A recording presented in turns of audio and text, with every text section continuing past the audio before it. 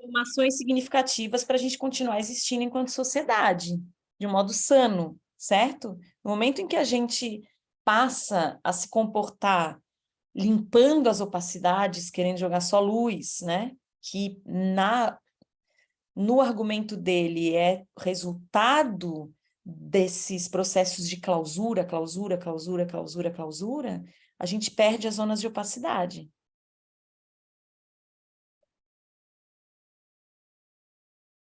Né? A gente comentava hoje, né? Eu comentava com a Giovana disso da limpar, né? Vamos limpar a dança? Faz a coreografia, agora vamos limpar.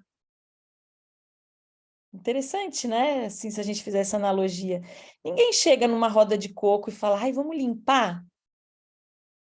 O sujo é o jeito da pessoa, é a parte mais importante da dança. O resto é só a coreografia, o passo, né? O vocabulário, ele é só a mola propulsora para o jeito menor se manifestar, é a sujeira. Né? Aí quando a gente vai compor um espetáculo, a gente limpa. Tudo bem, limpar o quê, né? Eu não estou dizendo que tudo é caos e que a gente não tem processo de composição quando a gente está formulando uma enunciação poética, né? Seja na poesia, na escultura ou na performance, né? Mas é interessante, eu reparo muito, acho que vocês também, o quanto esses aplicativos acabaram influenciando o nosso próprio gosto, né, da dança. A gente procura uma coisa limpa, uma coisa clara, uma coisa com contrastada. Aí a gente tem mais facilidade de achar bom, de achar bem feito. Poxa, esse trabalho é bom, né? Ah, tem um equipamento melhor, um equipamento mais nítido, né? Alta resolução. Tô viajando, não.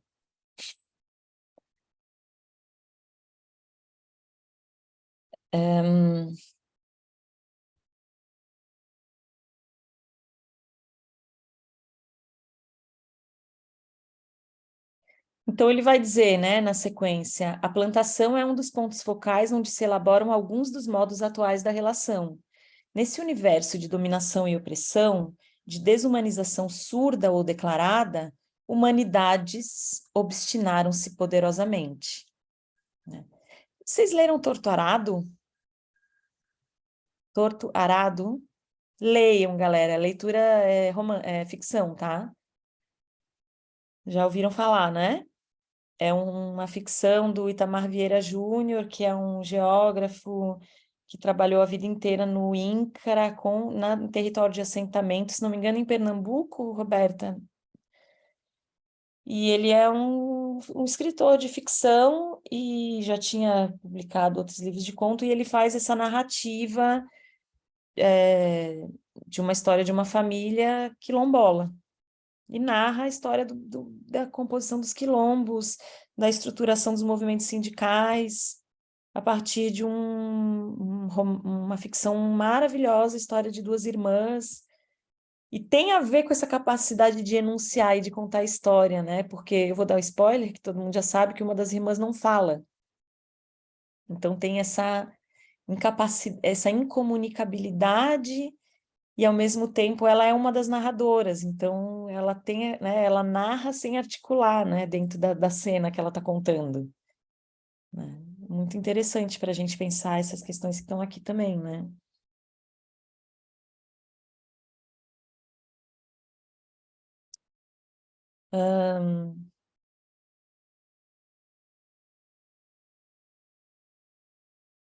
Alguém quer puxar um trecho específico assim desse capítulo ainda ou a gente segue?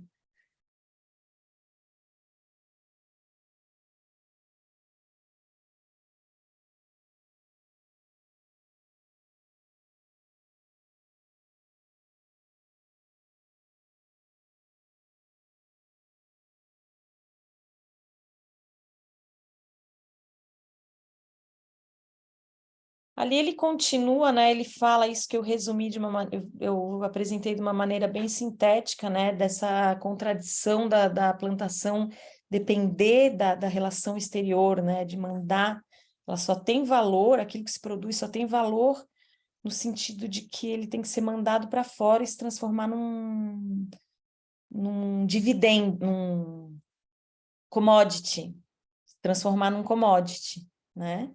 Esse próximo bloco ele vai falar disso, né? Essa importância do valor de troca daquilo que se produz.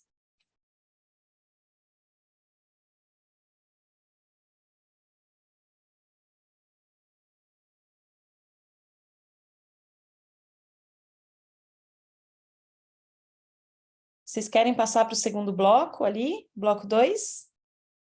Se alguém quiser puxar um trecho, eu deixo por vocês.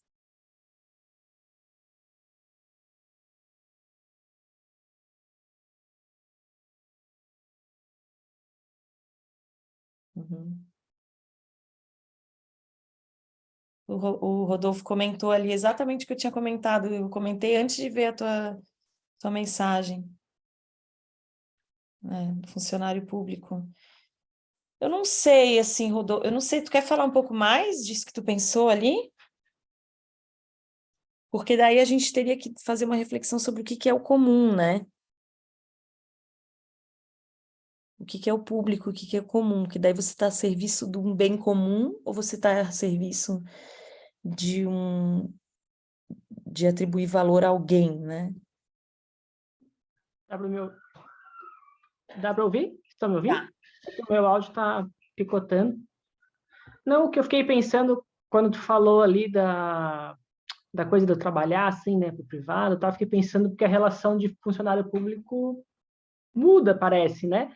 Mas, ao mesmo tempo, tem uma população gerando imposto que sustenta um funcionário público, que sustenta o Estado, não sei. Também tem um modo, uma pirâmide, né? Não sei, fiquei viajando.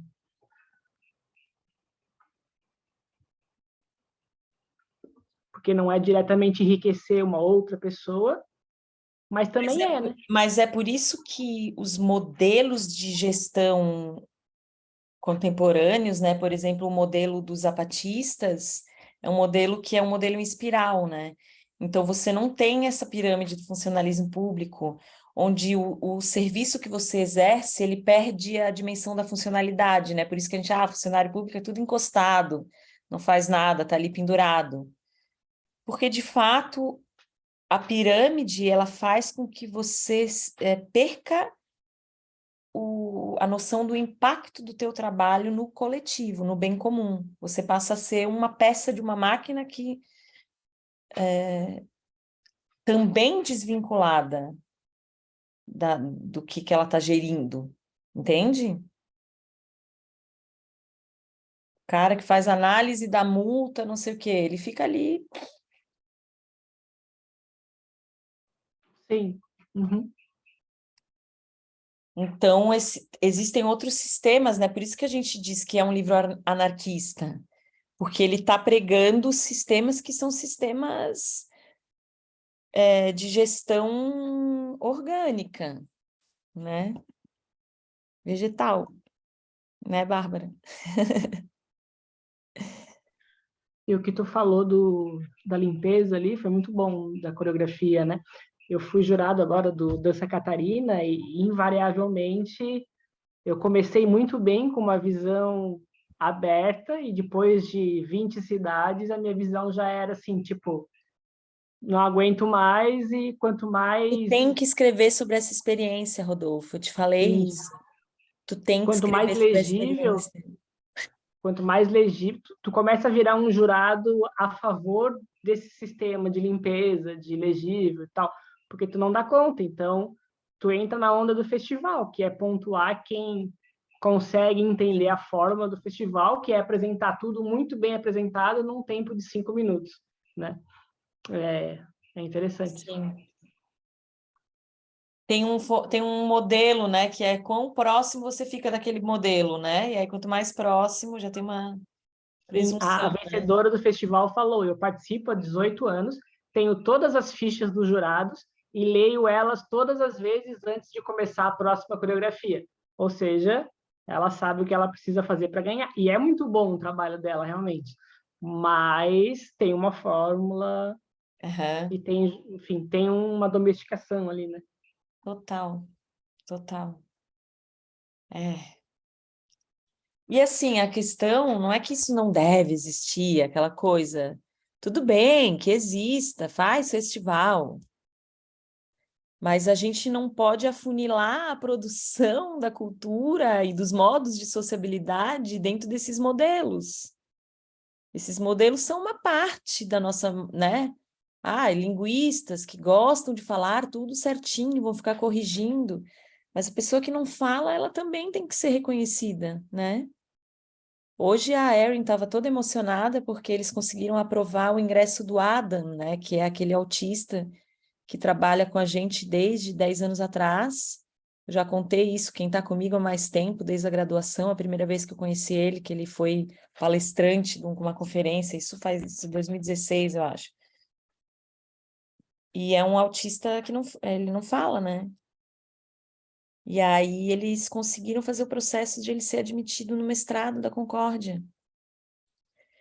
E agora ela quer fazer o ingresso do Johnny Lee Clark, que é o cego surdo, que desenvolveu aquela linguagem que eu mostrei para vocês no semestre passado, que é o protactile, que é um modo de comunicação baseado no tato de uma mão com a outra. Então, é uma dança de mãos que tem um vocabulário. E eles desenvolveram muito rápido isso, é como se se envolvesse centenas, assim, séculos de história dos surdos mudos, e de repente agora é o momento em que eles conseguiram desenvolver uma linguagem, formalizar essa linguagem. E aí o pessoal da universidade falou, mas imagina, eles vão entrar e daí a gente vai ter que mudar tudo na universidade. E aí ela falou, vai ter que mudar tudo. Vai ter que mudar tudo mesmo. Tu vai ter Eu vou copiar para vocês o texto que ele escreveu, ele mandou para nós agora, tipo, todo agradecendo, né, o processo nesses 10 anos, e ele falando, pô, poder pensar junto, poder ter o meu pensamento reconhecido, né, meu modo de refletir, de criticar, que seja, né, de sentir. Porque a gente tá, mesmo se a gente pegar uma disciplina bem brega, assim, crítica teatral, né, crítica teatral, tem o sistema ali, como é que tu analisa a cena, os elementos, dramaturgia, mas o teatro existe, e as pessoas que são cegas surdas, elas podem, né, elas têm uma experiência completamente, como é que é uma crítica teatral formulada por um autista ou por um cego surdo? E por que que esse modo de analisar, formalizar a experiência vale menos, né? É considerado menos inteligente? A gente é muito tosco, né, ser humano? Meu Deus! A capacidade que a gente tem de pensar e depois a capacidade que a gente tem de... Não, peraí, não é bem assim, né?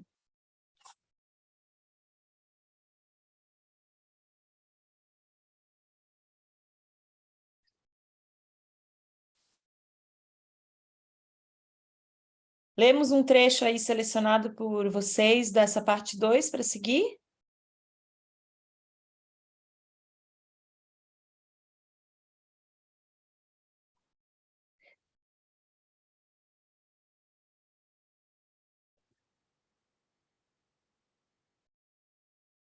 Vamos ler um trecho grande aqui, que eu acho. Vou sugerir. Que ele volta à importância da oralidade, né? E se a gente comparar com o que eu estou sugerindo dos nossos, né?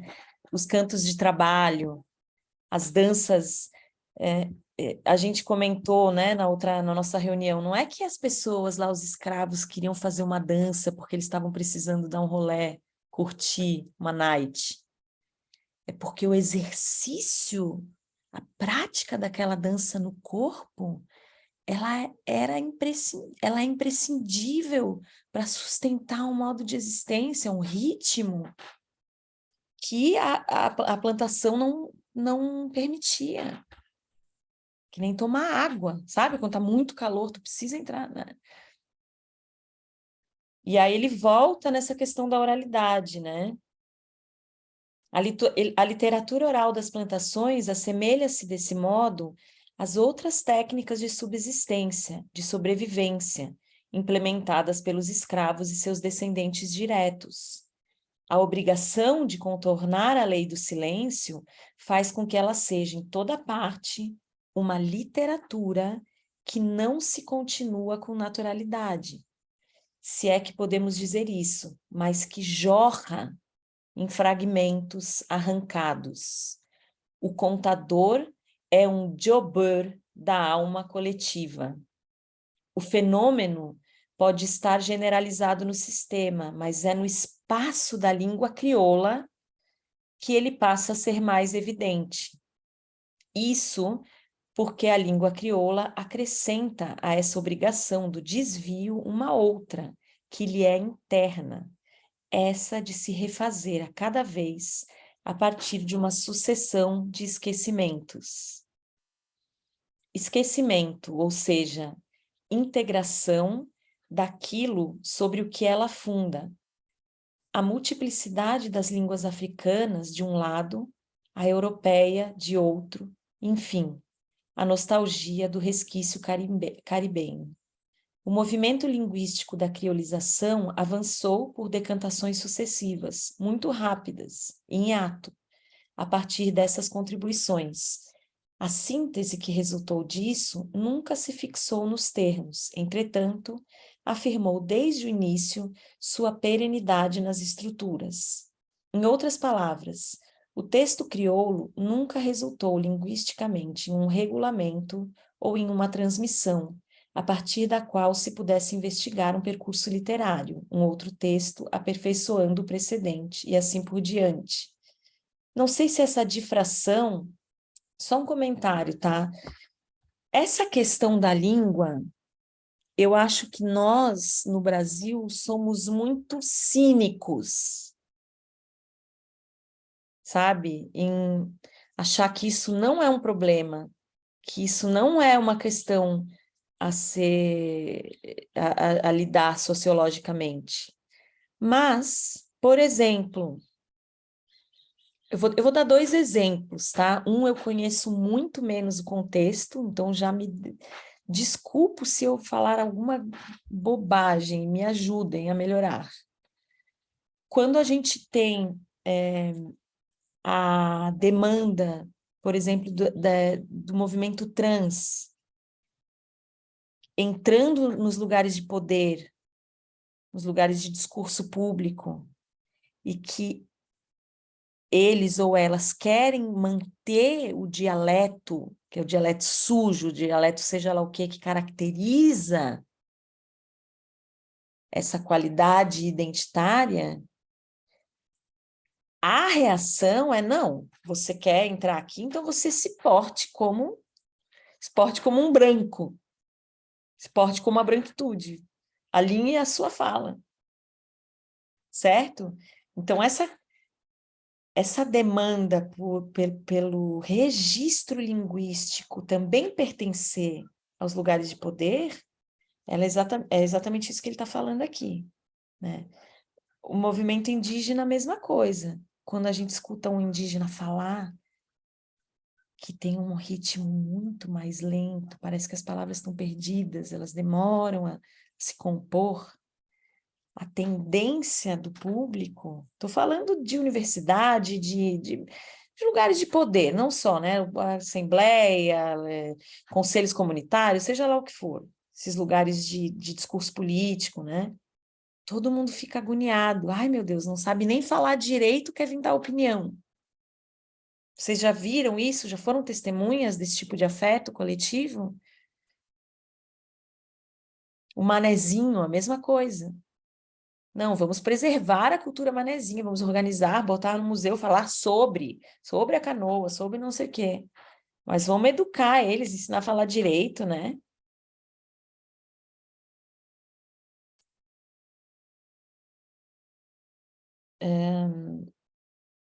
E a gente não fala, não existe um movimento de preservação de variedade linguística, até onde eu saiba, com a importância que eu acredito que mereceria,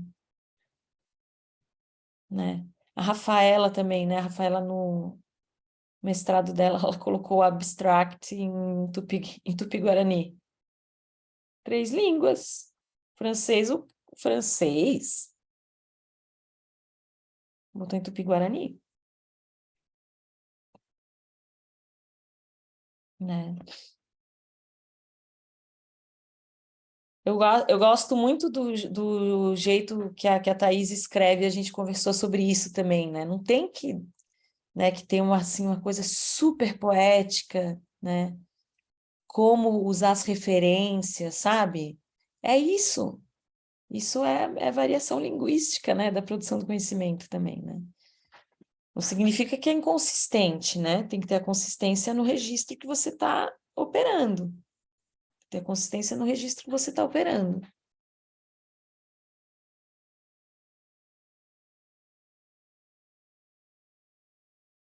Isso que você falou me lembrou uma coisa que tá, eu acho que eu li no livro da, da Donna Haraway, quando ai meu Deus, quando as espécies se encontram, que ela fala um pouco sobre isso, assim, a gente espera, quando se vai fazer um teste com animais em laboratório, a gente espera que o animal nos dê determinada resposta também, né? Mas aí ela faz a pergunta, assim, do tipo, o que isso que eu estou sugerindo ao animal interessa a ele? Para que ele dê uma resposta genuína? Ou o que ele está respondendo é aquilo que eu quero que ele responda, porque eu estimulo ele a me responder essa coisa, assim. Me lembrou muito isso que você falou, da questão, a gente pode fazer a coisa acontecer, mas você tem que se portar com esse discurso branco e reto e da razão, né? Você não pode trazer nada que não seja isso aqui para dentro. Então, tem esse jogo que a ciência também encara, que é dessa forma. Tudo tem que ser da maneira como a gente espera. E o que que a gente encontra quando a gente espera uma resposta? Aquilo que está na nossa cabeça só. A gente não consegue fazer a chave virar e olhar realmente o outro, aquilo que eu estou analisando, aquilo que eu estou buscando. Fiquei pensando muito nisso agora. Essa sua fala, Matheus, me fez pensar que, na verdade, enfim, eu tenho muita dificuldade sobre separar mesmo discursos brancos e discursos negros, assim, no sentido de que é sempre, para mim, esse é o primeiro recorte que eu penso. E aí, enfim, juntando tudo que a gente falou até agora, tem uma adequação de poder, Bianca, me parece. As minorias sempre têm que caber num discurso que é o majoritário. E acho que não tem outro jeito de funcionar, porque quem está em cima não carrega o pé. Então, na verdade, é sempre uma adequação, que seja de uma minoria trans, que seja de uma minoria negra, que seja de uma minoria... Isso minoria, assim, no sentido não de quantidade, né? Com certeza de força política, né? De mobilização aí dentro do sistema. Mas não tem como, acho que, ser de outro jeito, porque é quem dá as regras do jogo, quem tá aí há Mas 1000 anos. eu concordo totalmente contigo. É por isso que eu acho que a discussão sobre branquitude, ela não é uma discussão racial. Ela é uma discussão exclusivamente. Ela é uma discussão sobre um sistema. E é por isso que é o problema de todos, né? E não é uma questão de inclusão. Porque a perspectiva da inclusão, ela supõe que o sistema é massa. Só que tem gente que está fora. E essa é a questão, a branquitude, o quanto a gente, todos os dias, acata essas operações de reafirmação da limpeza, do poder, da ordem, da clareza, transparência, objetividade, e quanto isso é o jogo que dá origem às relações de poder, às relações de dominação, né? Onde alguns estão dentro e alguns estão fora, né? Vocês falando, eu estava lembrando, né? Pode falar, pode falar. Não, vai, que eu quero comentar um negócio, mas eu vou anotar para não esquecer, vai lá. Há um ano ou dois eu tive a oportunidade de dar uma disciplina na FURB que era sobre inclusão, né? Foi assim, né? Foi meio que no vínculo, porque era uma matéria casada com a dança de salão. Então, foi, né? Fui, né? Lembro até de sentar junto com a Bianca e falar, Bianca, pelo amor de Deus, me ajuda aí com as referências, porque as referências da ementa não rola, não dá. E aí eu lembro que no primeiro dia de aula, os alunos perguntando a expectativa, assim, um pouco os alunos falaram assim, o que a gente vai conhecer, né? Pessoas diversas, tu vai trazer alguém aqui para não sei o quê, tipo assim, né? Aí eu lembro que eu respondi alguma coisa no sentido, gente, se eu precisar trazer uma pessoa deficiente, por exemplo, para a aula, para vocês entenderem o que é essa disciplina, eu estou completamente errado, largo a disciplina e a gente abandona essa matéria, né? E aí teve um momento que a gente estava num aulão, assim, né, Não, com dança. imagina, perfeita a tua conduta, porque é a objetificação total, né? A Sim. funcionalização do óbvio, assim, né? Tu pegar, meu Deus, E muito aí importante. a gente Isso estava aí vai numa estar na tua aula. tese, né? Então, é parte das coisas que eu abandonei que tu me criticou, né? Mas tá. E aí eu lembro que num aulão, assim, tinha uma pessoa traduzindo, né, Libras, e tinha uma pessoa surda, né? Tinha 30 ouvintes e uma pessoa surda, né? E aí papo vai, papo vem, aquilo foi me incomodando, e aí eu levantei a mão e perguntei, né? Eu queria saber da fulana, né? Sei lá, da fulana que estava ali presente, tal, que era surda, pessoa surda, e eu queria saber dela como, porque a questão era como que a gente inclui as pessoas surdas dentro da dança de salão e outras coisas, né? E aí eu perguntei, gente, eu queria saber da fulana como que ela inclui nós ouvintes dentro de quando ela está dançando com as pessoas com quem ela interage, assim, né? E foi o máximo, assim, né? Porque ela explicou como é que elas faziam, como é que eles, quando eles estão... Sabe quando você está falando com uma pessoa em outra língua e você não entende nada e ficam tentando te ajudar? E a gente fica bastante nessa tecla, né? Ah, vamos trazer um intérprete de Libras para que ele entenda o que a gente está conversando, né? Mas, enfim, que acho que tem um pouco a ver com o que vocês falaram ali do animal, né? Como que a gente faz a pergunta que interessa, né? Enfim. É exatamente isso muito importante isso que tu falou. É que esse cego surdo critica das pessoas para entender ou para desenvolver o método, usa a venda. Fala, no momento que você usa a venda, você continua reafirmando que aquilo que você vê é fundamental. O que você tem que fazer é desenvolver uma operação de sentidos que amacie, né, dissolva a importância daquilo que você vê, que aí você consegue se conectar com as outras sensorialidades. Vendar significa, pô, eu sempre vou ver, mas aí eu vou ver como é que é aquele negócio em abstenção desse, né? Mas você nunca vai estar de venda dando uma aula. E aí o olho não sabe se acalmar. O olho não sabe se acalmar, não, mas vocês entenderam, né?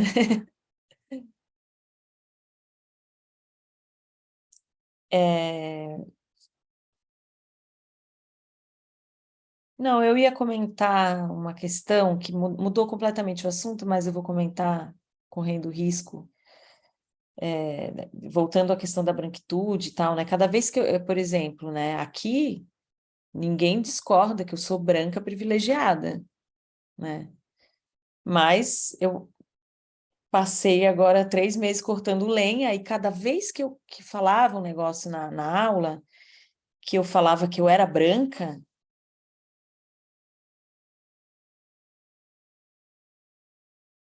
todo mundo, você é branca? Branca da onde que você é branca?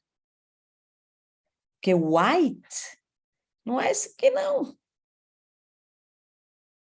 Então é muito doido como a gente no Brasil associa e se branquifica, né, no sentido da conduta, pela própria posição de privilégio, né?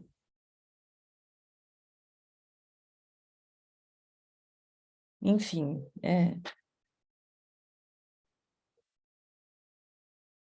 E teve uma outra situação lá também em relação a isso, né?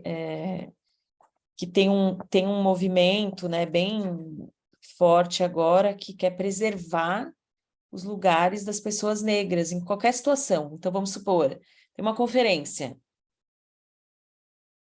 As pessoas do Black Studies, elas demandam, não, a gente quer uma sala de discussão ou onde não pode entrar brancos. Um lugar de confraternidade, sei lá. Então, tem esse movimento, né? Não, a universidade ela tem que ter lugares só para os negros, porque o argumento é que sempre que tem um branco, vai predominar a branquitude. na própria conversa, na própria especulação, no próprio rolê de estar, sabe? No coffee break. Olha só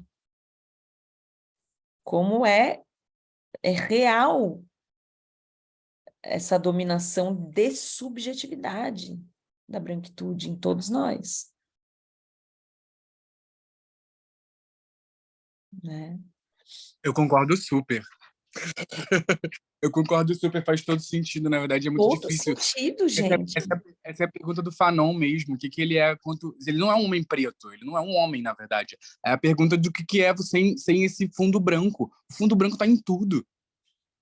Eu não sei mesmo o que eu gosto se eu não te disser um referencial branco. Eu não sei mesmo, Bianca. 32 anos, muita terapia. Não faço ideia mesmo. Porque é um fundo muito grande, é o tempo inteiro mesmo, é uma grande subjetividade. E eu diria ali, Rodolfo, sinceramente, você que foi jurado aí de festival, resiste, amigo, fala o que você tem que falar o tempo todo. Você vai parecer esquizofrênico, você vai parecer muito maluco, mas fala o que você acha. Que assim, é isso, não? Se você recua um pouquinho e diz para limpar a coreografia e botar 3 de um lado, 3 do outro, a menina maior na frente, atrás, do que a menina menor, cara, você já foi embora. Você aderiu. E aí você vai reproduzir. E é por isso que nós, né, nós aqui, que a nossa nave-mãe é tão importante. Que é bem por isso que o Lucas falou. Que todos nós temos patrão, todos nós temos que nos vender o nosso poder de articulação para o festival, todos nós temos que nos submeter a relações de poder, mas esse alimento de gente, não, mas espera aí, dentro desse sistema, ó, meu tempero é esse, né? E a gente se sustenta nisso. A gente se sustenta, na medida do possível, né? Também sem achar que... né? Bem, como é que estamos? Chegamos no barroco um pouquinho?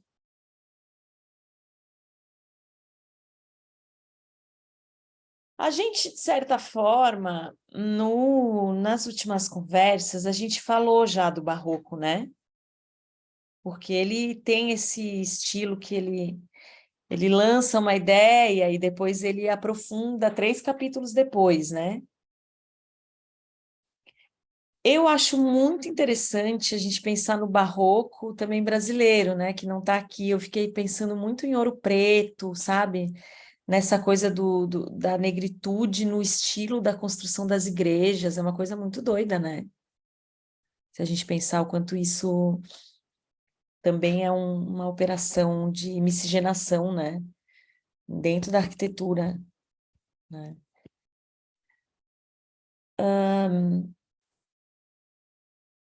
A apologia que ele faz do barroco, eu acho, ao longo desse capítulo, que eu particularmente achei muito bonito, é ainda defendendo a importância da opacidade, ele vai pegar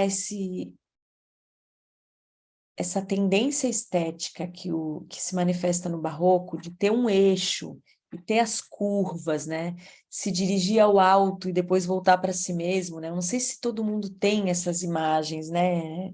Como referência do barroco como estilo, né? E ele vai dizer que esse é um lugar onde conseguiu se preservar esse secreto, né? Esse secreto, essa volta, essa movimentação de estar para fora, mas também estar voltado para dentro, né?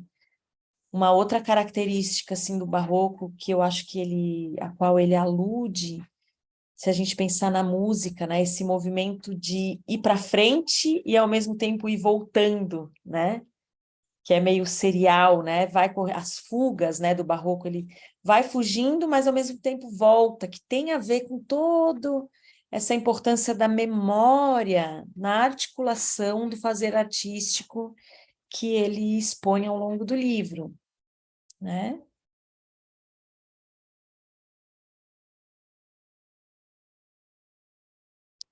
Tem um trecho aqui que talvez a gente possa ler, as atuais concepções das ciências, não sei se alguém quer ler.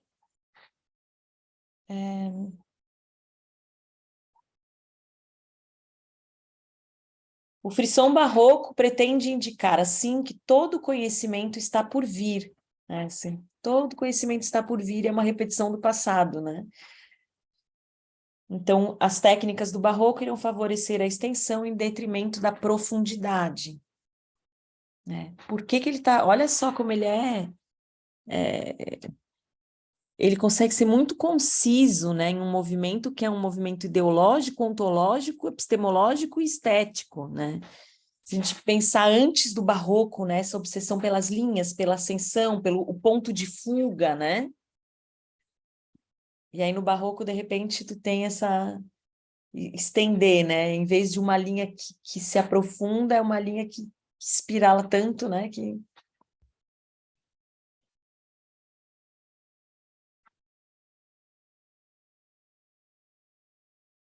eu leria esse trecho. As atuais concepções das ciências encontram e confirmam a extensão do barroco. Alguém? Alguém?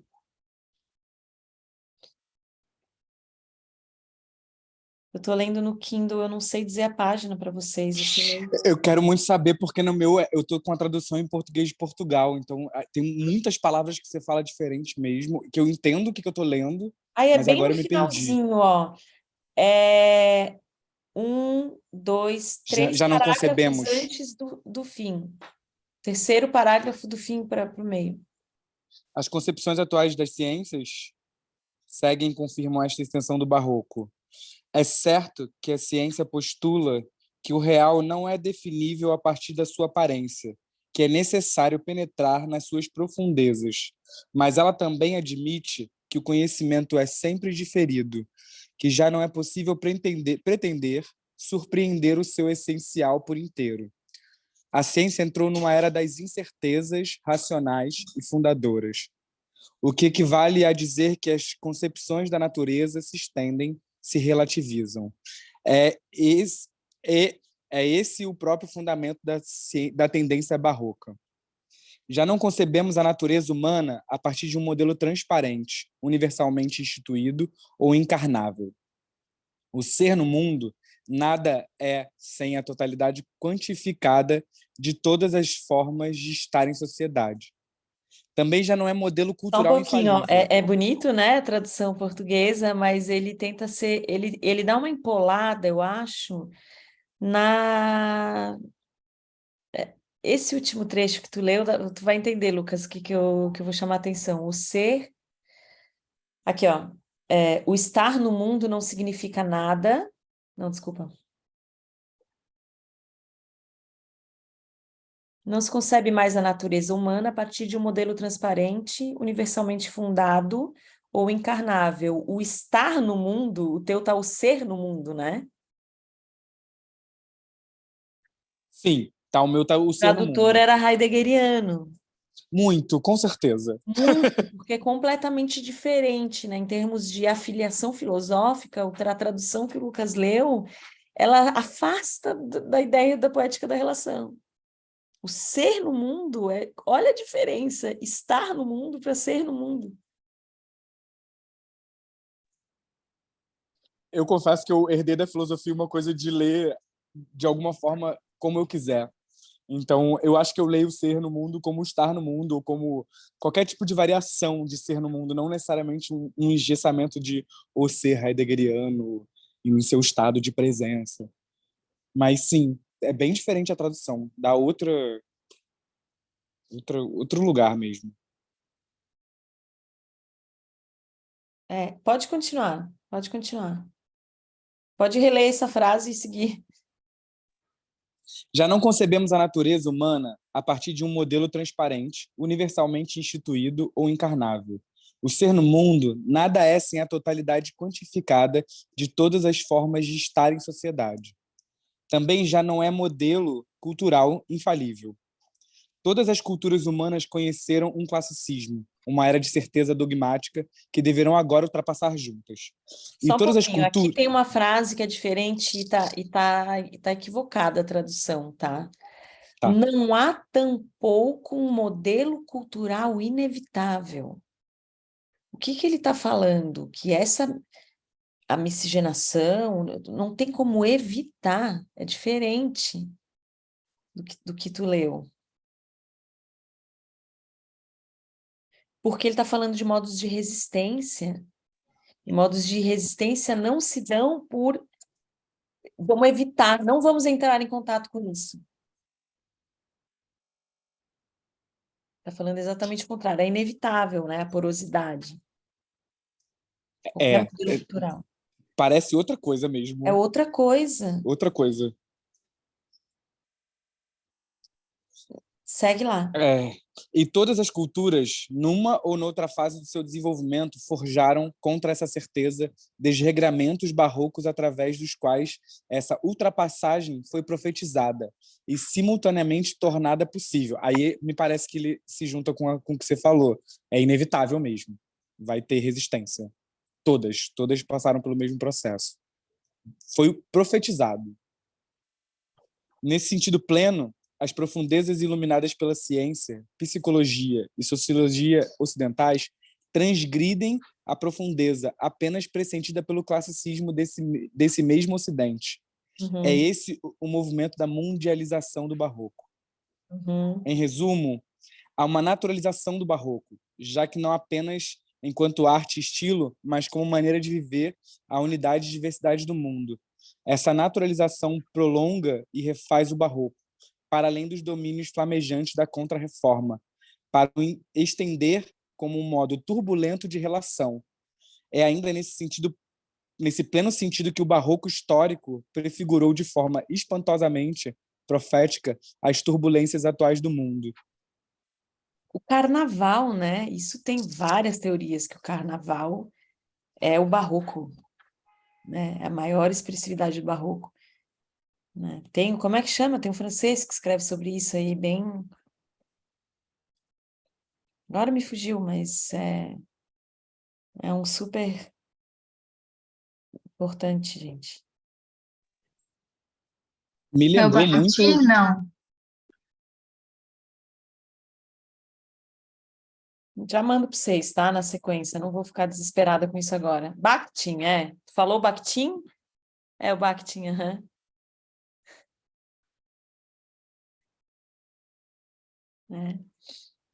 Isso me lembrou muito o que estava falando antes sobre as plantações. Tem uma coisa ali que só morre mesmo se as pessoas se matarem todo mundo, né? Tem uma resistência, uma coisa ali do corpo, da festa, da reorientação e da manutenção também de uma certa memória que é inerente a todo o sistema fechado, eu diria mesmo. Sim. É meio Marx, de alguma forma, também. Marx fala que o contra vai vir dentro do próprio sistema, né?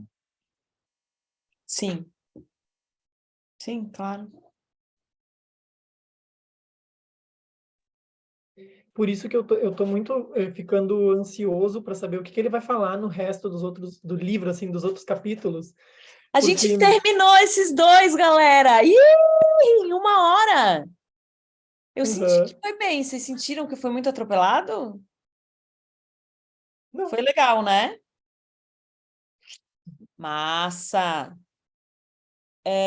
Eu acho que na semana que vem a gente pode fazer... Porque assim, ó, o próximo capítulo é curto, mas ele tem uma coisa que vai pegar para a nossa discussão, que é a coisa do objeto técnico. O quanto o objeto técnico influencia na formulação do discurso. Mas é um capítulo bem curtinho, galera, esse. E ele está falando da contar a história, da narrativa, e quanto... vamos sistematizar, vamos organizar, né? Quanto isso acaba limpando, né? E aí o próximo... e entra no 3. Aí o que a gente pode fazer? O 3, esse bloco inicial dele, que ele sempre faz uma abertura poética, é bem complexo. A gente pode...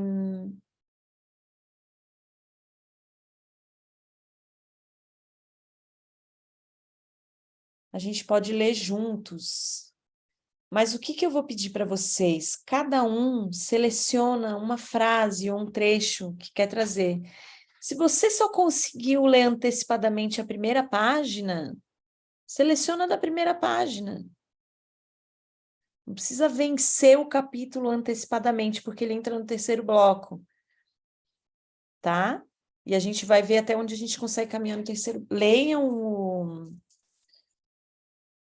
o próximo inteiro, antecipado, que vai ser interessante a discussão sobre o objeto técnico. E aí a gente tentem avançar, mas com essa tarefa de trazer, eu achei essa palavra interessante. O que ele faz com essa palavra? Essa palavra me tocou porque eu pensei em tal coisa, ou uma frase, né? Ou pode ser um blocão, como a gente leu hoje, um blocão no final.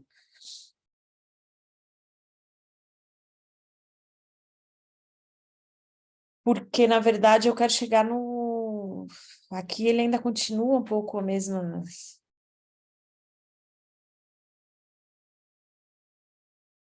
vertigens. E aí que ele passa a oferecer, né? Como construir a torre, né? Que é a pergunta do Mateus. Tá? E a gente consegue ainda chegar nessa parte. Antes do Natal. Antes do Carnaval. Aí eu quero um bloquinho, gente. Se souberem de um bloquinho, para que aceita uma branquela com marca vermelha aqui. Que não é branca. Vermelha.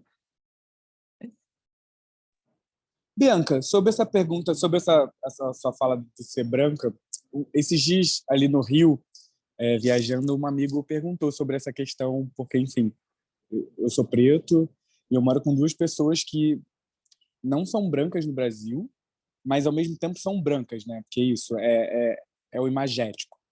E aí enfim, eu sou um pouco menos flexível, acho que nessa questão, porque eu acho que o meu estatuto, ele não muda. Eu tomei uma dura no México, Sim, a gente conversou imigratória. sobre isso. A gente conversou sobre isso. E aí, como falar mesmo sobre quem é branco, no final das contas, assim, sabe? Porque se é cambiável, como dar conta mesmo disso? Mas a questão não, com certeza, porque é óbvio que a minha negritude não é igual à tua, como tu falou, né? É óbvio. Mas a pergunta é o que eu sou? O problema é que a categoria branco, ela tenta conformar uma galera que também não é branca. Só que a gente aceitou ser branco, ser branquitude, né? Ser a perpetuação do discurso da branquitude. Entende? Eu não sou preta. Eu também não sou branca. Não que isso, enfim, eu não tô, por favor, né, gente, não querem dizer que eu tô fazendo um clamor de que, eu também sofro, não é isso, né? Pelo amor de Deus, né? Não, que isso não tô nem perto de fazer esse tipo de argumentação estúpida, né? A minha crítica é o sistema da branquitude como modelo ao qual a gente se adequa. Então, quando eu falo, não, porque eu branca, não, cara, que merda, eu nem sou branca. E eu tô aqui falando em nome do branco. Entende? É nesse sentido que eu estava dando o exemplo.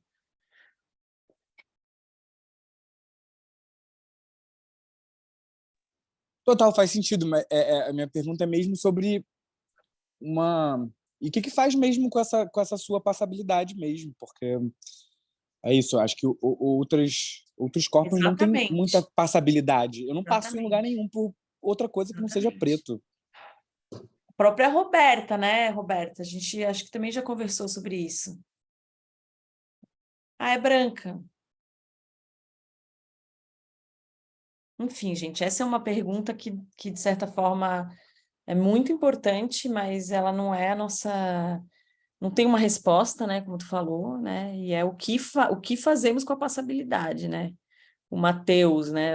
Enfim, quais são as condições dos subcomuns que nós guardamos no nosso modo de fazer, na nossa herança fabricada, que podem estar a serviço de um mundo de opacidade.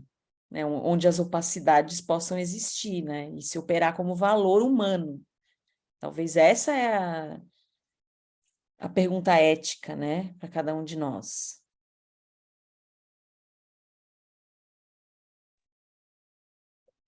Era exatamente aí que eu ia tocar, quando eu falei que eu queria saber o que ele ia falar adiante, porque me parece que ele fala muito sobre filiações, assim, e eu queria muito saber o que ele está realmente chamando de filiação no texto, porque me parece que está sendo expandido esse conceito. Depois eu fiquei pensando muito sobre isso, assim, a que eu me filio, né? Ao que eu me conecto, de certa maneira, assim, como filiação. Tenho pensado bastante, e essa pergunta de vocês, assim, também acho que tem um pouco a ver com essa ideia, assim, das filiações, né?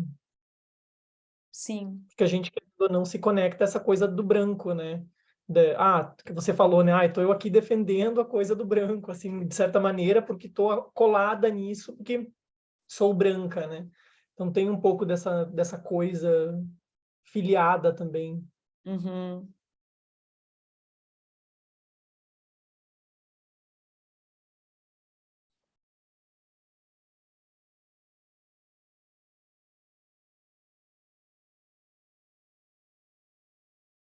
Oi, Demi.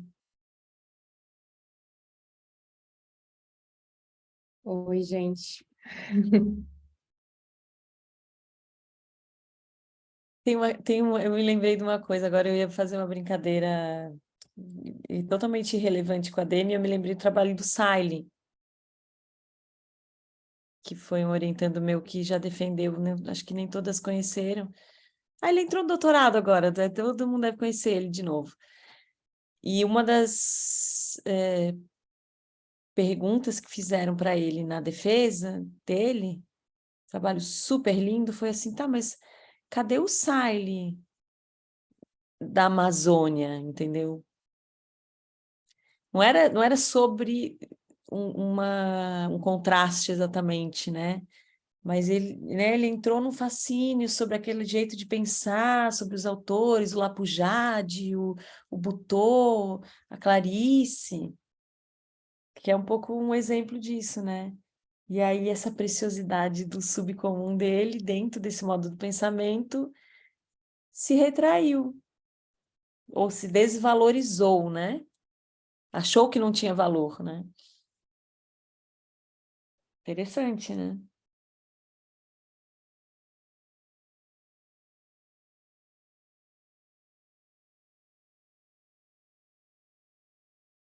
E é o que você ficou pegando no meu pé, né, o tempo todo, né?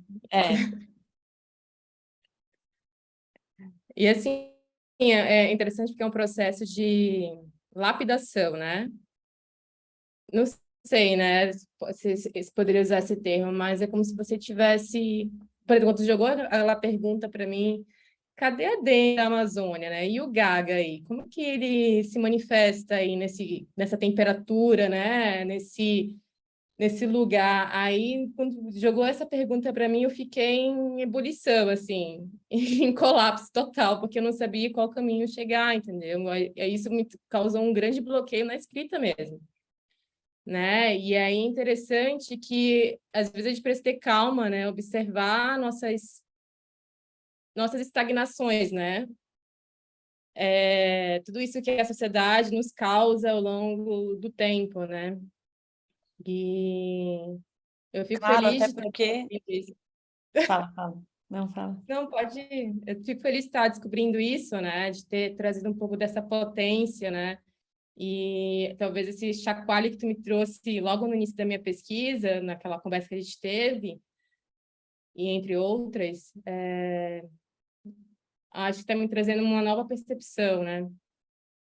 Enfim.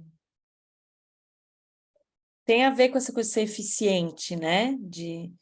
E no teu caso, o risco é muito grande, porque tu está estudando uma técnica, né? Então, a tendência nossa é aprender a neutralizar ao máximo a experiência desse que corpo é esse, que essa é assim que a dança nos ensinou a ser bom, né? Neutraliza, neutraliza a particularidade, aprende a técnica, né? para pertencer a uma linguagem limpa, né? Então, muita dedicação para entrar no Gaga, né? E se for ao contrário, é o mesmo processo da inclusão, da acessibilidade, né? Das deficiências físicas, ou enfim. E aí valorizar a diferença, né? O jeito que tu aprende o Gaga é completamente diferente do que alguém na Alemanha, né? Ai, tem um Urutau cantando aqui há 3 dias, gente. Ela tá assim numa choradeira, numa dó. A tristeza. Ela deu um canto assim bem. Conhece o Urutau? Mãe da Lua, olha lá na internet. É um pássaro assim, meio feio. E tem várias. Tem várias histórias de Urutau na ilha, não tem, Thaís? Assim, dessas meio mágicas, que era uma mulher do pescador. Tem várias histórias assim do Urutau que eu já ouvi. Então, não tô ligada, só sei que é o pássaro da noite, né? Que pia, assim, aquele pio triste, meio assustador, né? Na Parece madrugada. uma mulher chorando. Ele faz assim, É, ó, bem emocionado, assim.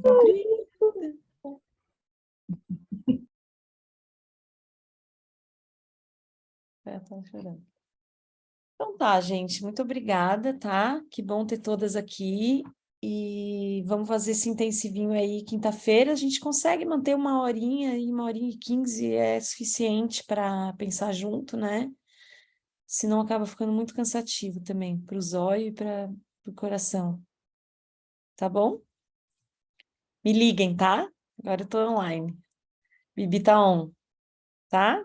Beijo.